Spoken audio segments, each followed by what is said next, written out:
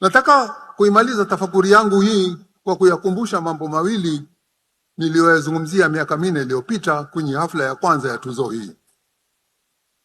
La kwanza ni kulitoa tena dukuduku langu na kilio cha miaka mingi cha wengi wetu ambao tumekuwa katika juhudi za kuiendeleza lugha ya Kiswahili ili iwe ikitumika katika nyanja zote za maisha yetu.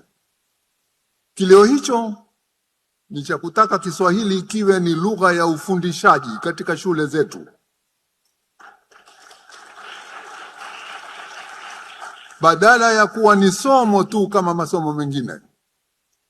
Kama tujuavyo, katika miaka ya 70 na ya 80 Tanzania ilikuwa na azma hiyo ya kufanya hivyo.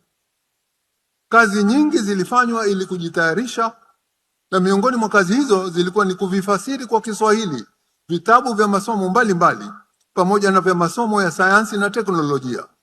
Lakini baadaye juhudi za serikali zikafifia na halafu zikafa kabisa. Kwa nini? Kulikuwa kuna hofu yoyote kwamba haitawezekana au hatutaweza kufaulu? Au kulikosekana ujasiri wa kujaribu?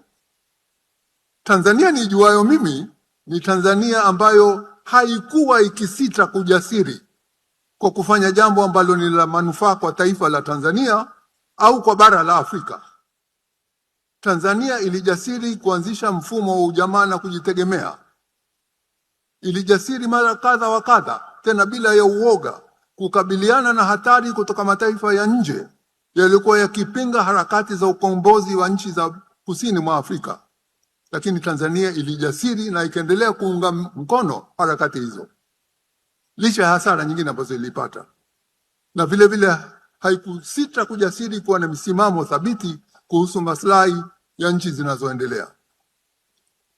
Au ni kutokana na uwekezaji mkubwa uliofanywa na Uingereza kwa kupitia British Council kuendeleza na kuimarisha lugha ya Kiingereza, ndio serikali ya Tanzania ikaiua ile azma iliyokuwa nayo.